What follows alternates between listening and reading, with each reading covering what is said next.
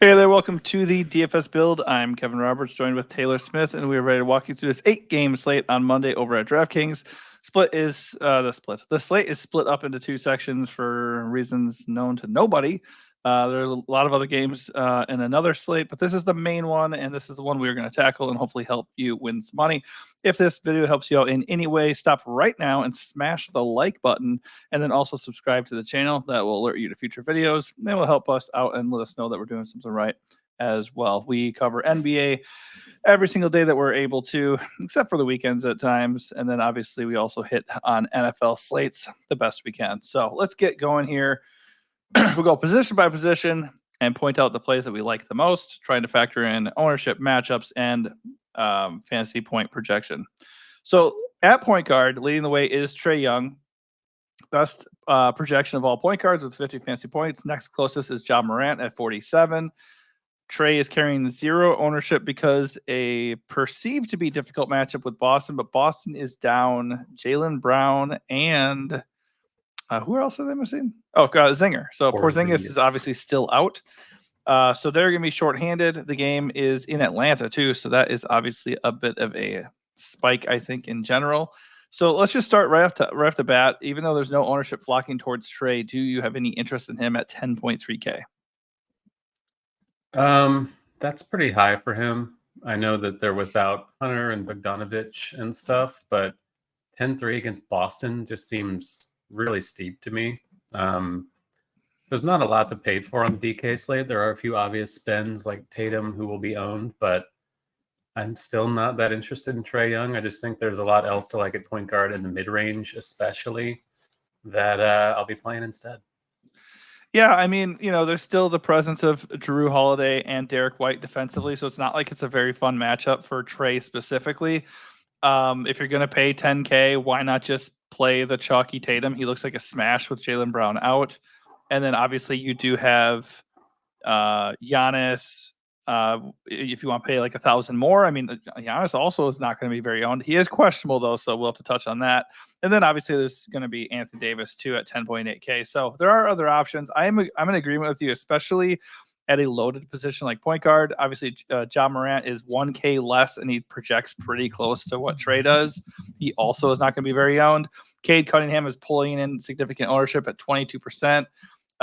He is a discount at 8.4K. Same can be said for Jalen Brunson, carrying 17% ownership. He is only 8.3K. Those two guys, to me, feel way better than Trae Young. I will gladly eat the chalk on both of them just because the savings at 2,000 just feels so cool. It feels so good. I will mention Damian Lillard just because Giannis is questionable. He crushed against the Cavs the last time he faced them. They're facing them again. He is not even 9K yet, so he's coming in at a discount too. And he's not going to garner any ownership either. So obviously that would change if Giannis is out. But either way, I think Dame is a little bit interested in 8.9K. In that same game, Donovan Mitchell at 8.2K. He has not really been crushing this year, but he is just too cheap for what he can do. And the other guy I'll mention, well, obviously Derek White's going to be chalky at 6.7K, coming in at almost 30% ownership. That makes sense. I don't have a problem with chalky Derek White.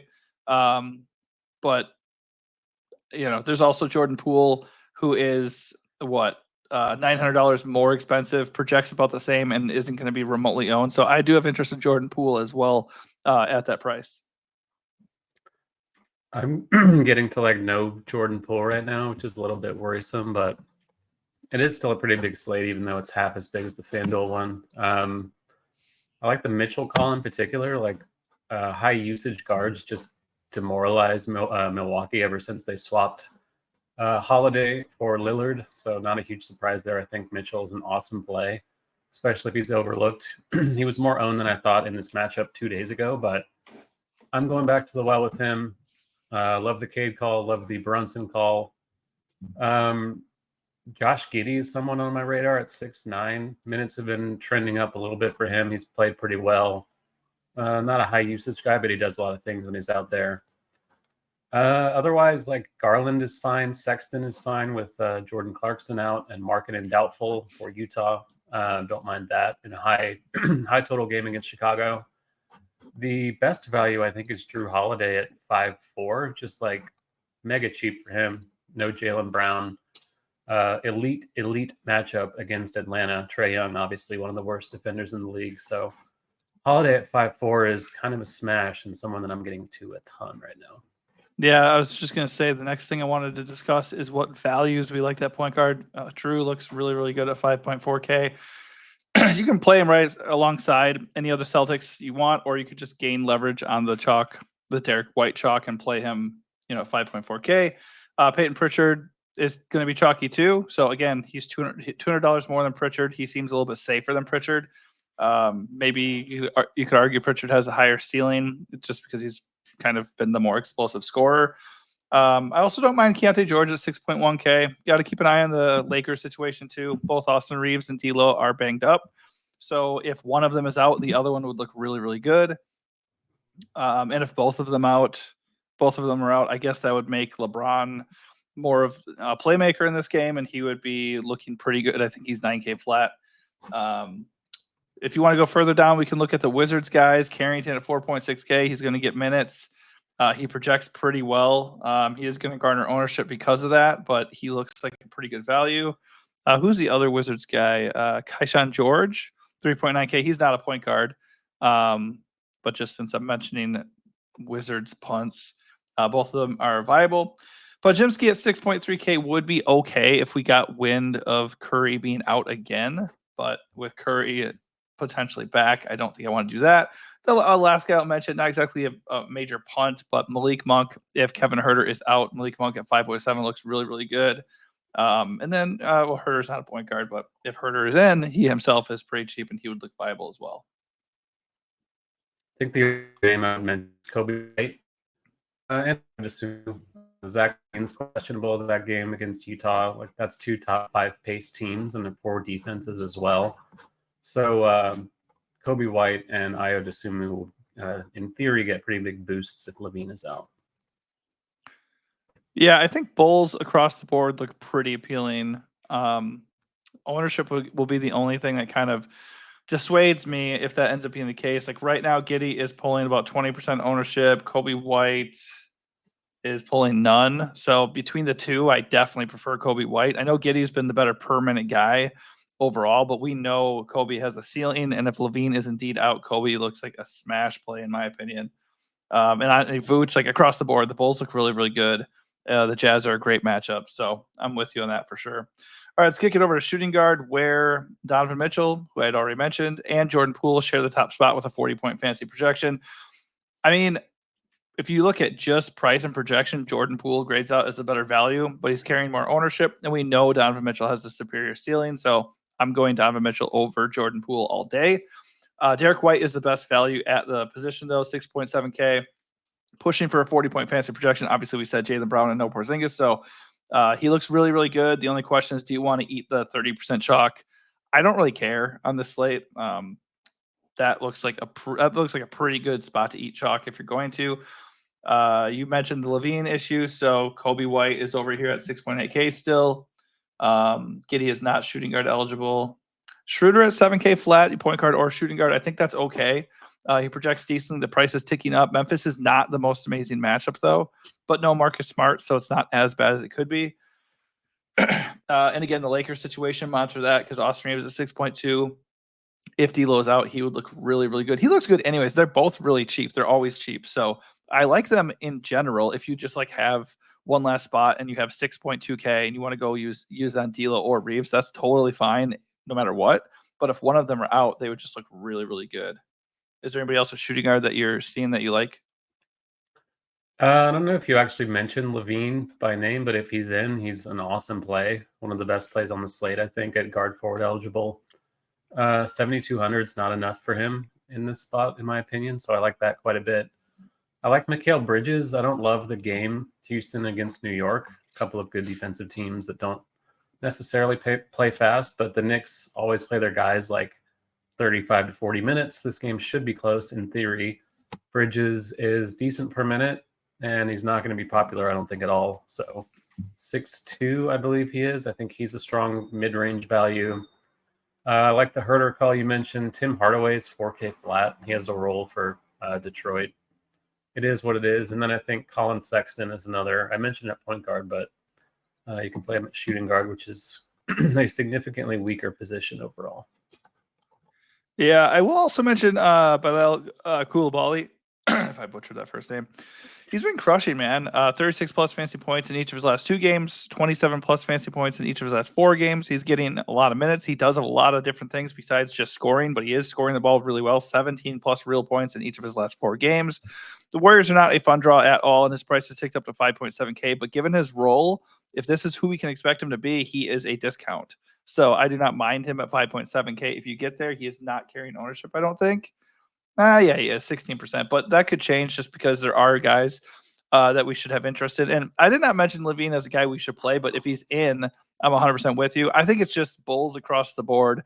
Whoever ends up starting for Chicago, Utah is such a dream spot that, especially if they're going to get all overlooked and all the love's going towards Boston, I will definitely pivot a little bit and go get some bulls in my lineups. All right, at small forward, Jason. What? That probably does it for shooting guard. I didn't have a lot else. Yeah, I was trying to look and see what other values popped, but there really is not much to talk about, I don't think. One guy we can talk about, small forward. I think he's also shooting guard eligible. Let me see. Yeah, Jalen Wells. We can talk about him in a second. Anyways, up top is Jason Tatum. He's 10K flat against the Hawks. Obviously, it's an amazing spot, especially the extra usage with no Jaylen Brown. 54-point fantasy projection. Coming at 24% ownership. That could spike because, you know, he does look like the best stud with the best floor and best ceiling on the slate. I don't have a problem eating the chalk, but I probably will just make a pivot here. I probably won't personally eat it. But if you want to just lock in Tatum as a smash, a 10K stud, I don't have a problem with it at all. LeBron James looks pretty darn good at 9K flat against the Pistons. He looks even better if Reeves and or D'Lo are out. And we talked about a lot of these other guys at shooting guard already. You know, Camp Thomas, Levine if he's in. I think those guys are fine. They're just not priority plays for me at all. I think if I'm not paying all the way up for Tatum or dropping down and getting James, I am kind of mid-ranging / punting this position. Yeah, I don't mind Jimmy as a mid-range guy. I never really played Miami. No, I mean, the price is great, but he just doesn't really project that well. Yeah, it's a decent spot. Sacramento plays pretty fast. They are 7th in pace. Trying to find their defensive numbers. They're pretty middle of the road in defense, so I think Jimmy's okay. Like completely unowned, I assume. Mm-hmm. I don't mind that. If Jalen Wells is popular, which I hope he is, I'm just simply not going to play him at all. I think someone like Rui in that range, someone like Amen Thompson, even Anunoby. Tari Eason is someone I would definitely play over Jalen Wells. Wells is carrying no ownership right now. Okay. Well, if he does wind up popular because of the reason he started, I just want a part of that. I think Tari Eason is a pretty good tournament play as well. As we saw in the last game, he can go off if he gets the minutes, and they tend to ride the hot hand, and he had it in the last game. So don't mind taking a shot on that.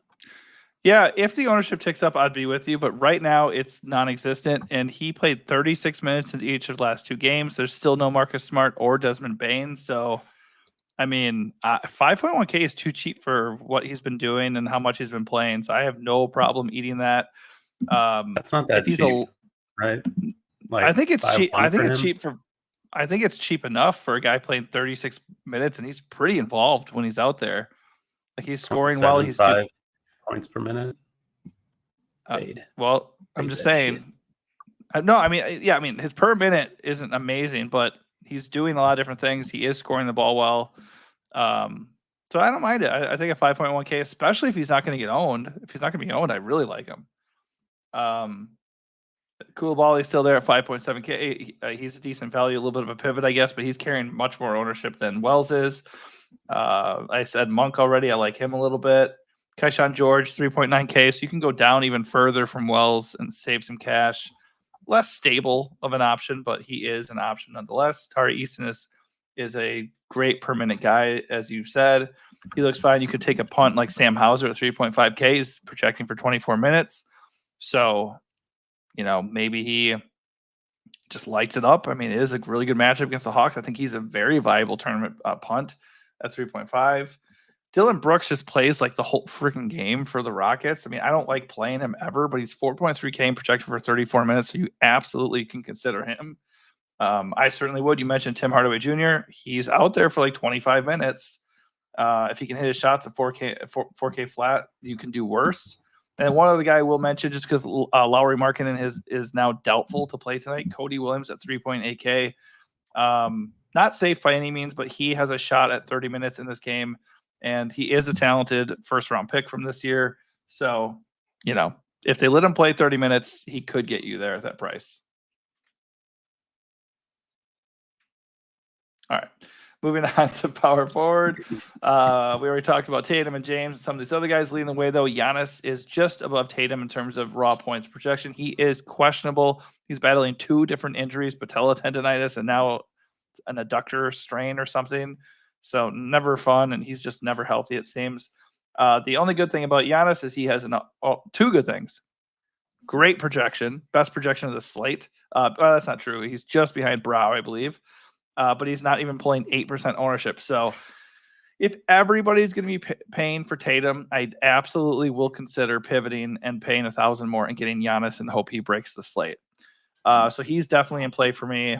I already talked about LeBron. I like him as a nice drop down from Tatum. Jalen Johnson looks solid at 8.2. Not the best projection and not the best matchup against Boston. So not really the spot I want to go race to play him, but his price is good for who he's been this year. Nobody else really projects that well up top, so I think it's mostly Giannis, Tatum, or LeBron for me at power forward if I'm going to spend here.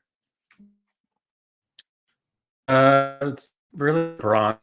Yeah, LeBron and Tatum. I'm probably not going to pay for Giannis just because he's 11K and injured, and the matchup's not very good. So I get why you'd play him, but probably not for me on this slate. I think it's more. He had 71 against them like 2 days ago. Yeah, I'm still not probably playing him. It kind of just is the nature of the slate. I think there's more value in the mid-range to be had. Like LeBron's 9K. It's a 2K difference. That's pretty massive. Even Right, Tatum for 1K less, is projecting pretty damn well. But obviously he'll be super popular. I don't mind going down a bit. I think Jaren Jackson with so many injuries for Memphis is okay against Brooklyn. Sure.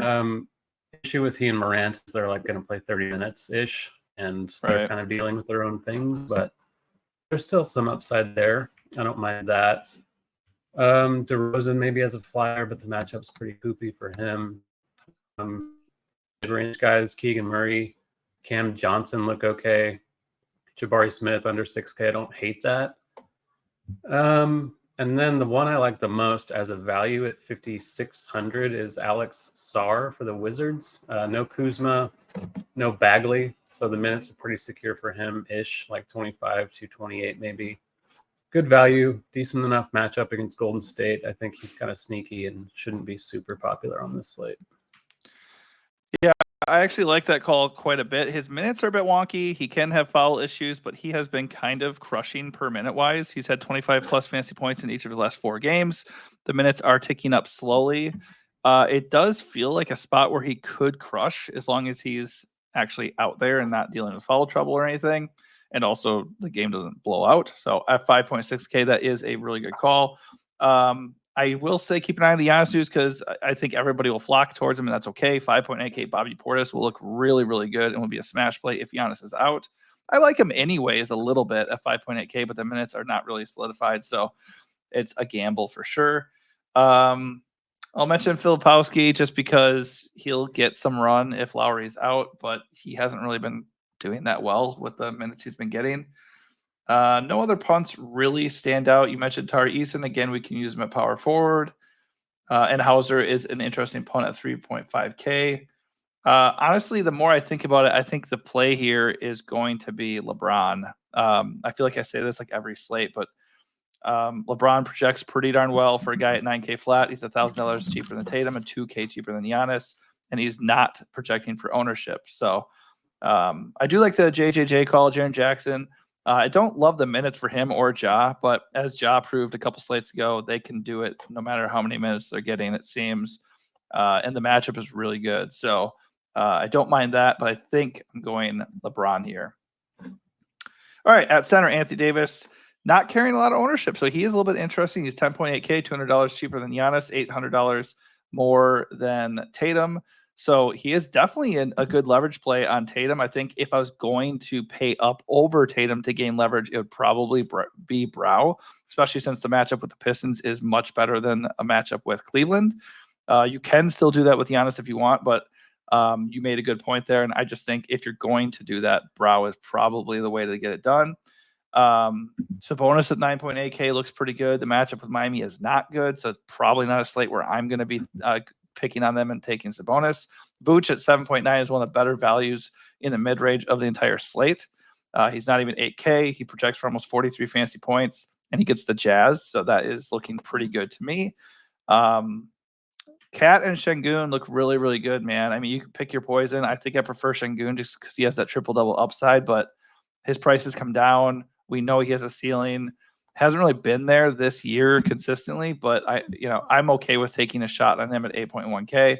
Center's loaded. I like a lot of options here, ranging from the very top with Giannis and Brow coming all the way down. Jalen Duren, 5.8K. He will be needed to go up against Brow, so he looks really interesting as well. You mentioned the Wizards are shorthanded, so JV. I don't know how many minutes he's going to get, but 5.5K JV. If he can somehow push for 30 minutes, he could be a major tournament play on this slate. Yeah, I don't love on this slate. Like, I think it's okay. I think Vooch is like easily the best player on the slate for the reasons you said. And Utah is also getting crushed by opposing centers. So elite spot. He's going to be like really chalky if Levine is out. But even if he's in, I love him today. Love the Valanciunas call. He's too cheap. Duren's too cheap. Love that one too. I mentioned Sarr at power forward. There is a cheap guy, Zach Edey. He only plays like 20 minutes a game, but he is good per minute. You never know. Brooklyn is another team that's not very good against centers. Claxton is questionable if he's out, and Clowney is questionable. They just might be like super thin up front, and Ben Simmons is out. So like that's a lot of size that could be missing from the Brooklyn lineup. He could smash that spot even in 20 to 23 minutes. I think he's pretty interesting. And then I assume the chalk is going to be Cornette. He started the last game with Jaylen Brown out. I assume he will start again tonight. He's 39, I believe. So I see why he's a great value. I'll probably be playing him a lot, assuming he does start. And I think it's pretty good chalk, especially on the DK slate where you don't have like Jokic or any of those other like mega superstar centers. Yeah, I don't know. I guess the problem for me is that he is going to be so chalky, and there's a lot of good centers to play that I like, that I might want to go to center on this slate. And obviously, if I use one of those spots on Cornette, I feel like I'm possibly missing out on a ceiling. I mean, the price is great. He should push for like 30 minutes, and it's the Hawks. So all that looks good. But I mean, he had 2 smash spots against the Hornets. One of the games he delivered with 33 fantasy points, and the other one he did not, was 17.5. So obviously for his price, 17 fantasy points isn't terrible. But in general, you don't want somebody on your roster with 17 fantasy points if you want to actually score a takedown. So because he's so chalky, I will gladly entertain either some type of price range pivot or just going and doing something else entirely at center. Like if almost 40% of the field is going to have Cornette in their lineups, I will just risk Cornette not smashing and get different that way. So that brings me to the overall point before we sign off here is, what is your general strategy / what is your number one flag plant of this slate? I'm probably going against the Tatum chalk a little bit, which has burned me on multiple occasions already this season, but It is a big slate. There are a lot of high-end options. I don't think he's a total must. I think he's a great play, and I will be playing him a bit, but he's not going to be like in every single lineup I build or anything. I think one of my flag plans will be Drew Holiday. I just think he's way too cheap for that role. And then the Joe Val Duren duo, I think, is pretty good. Like 2 sub 6K centers who have pretty good upside. I think that's a super interesting way to build today. Yeah, like that's kind of like what I'm talking about is I would much rather go get those 2 guys than get Cornette and, Sabonis or something. I don't really want to play Cornette, I guess, because he's so owned. My flank plan is going to be LeBron. He continues to be too cheap. He displayed his ceiling once again with 55 fantasy points in the last game. The Pistons are a really good matchup. And I mean, he is basically an elite level player, but he's not priced like it. I know on the year he hasn't been consistently getting there, but he has 2 games where he definitely flashed that ability. Is your cat doing something right now? There's a really fucking loud truck rolling by. I don't know. But it's annoying. I certainly heard something. I was thinking maybe your cat was munching through one of your cords or something. But yeah, no. I think the Drew call is one of my favorite calls just because I think you do still want some exposure to the Boston game. But I don't necessarily want it to be like the chalkiest way. Like I don't mind eating like Derek White chalk and then go in and get Drew, but I don't really want to eat like you can't eat all that chalk and like have it pay off. Something's gonna go wrong there. So in my opinion, I'd rather pivot at the Tatum chalk and fade the Cornet chalk, and then I don't mind eating the rest of it, whether it be Pritchard, Derek White, or Drew. Drew isn't even chalky right now, so Drew is like way more appealing than any of those other guys right now. Yeah, he kind of falls victim to point guard being loaded. It's true, and yeah, there's a lot to like a point guard for sure. I think for me, it's just going to be mostly getting away from those 2 chalky Boston plays, and right away I'm going to get different. Just if I'm not going to play Tatum, I'm either going to pay up over Tatum or I'm going to go get LeBron. And then if I don't play Cornet, I do have to probably find that value somewhere else. But like somebody like Keyshawn George at 3.9K, that could do it. Carrington for the Wizards at 4.6, that could be enough to get me there. And then just kind of avoid the high-end guys that don't seem that necessary. Perhaps Giannis and Brow, like I don't know if they're super necessary on this slate. So that's probably my strategy. All right, that is going to do it for us. Hopefully this helps you out. If it does, like this video and also subscribe to the channel so you can get more videos, get alerted for more videos just like this. All right, thanks for watching and good luck.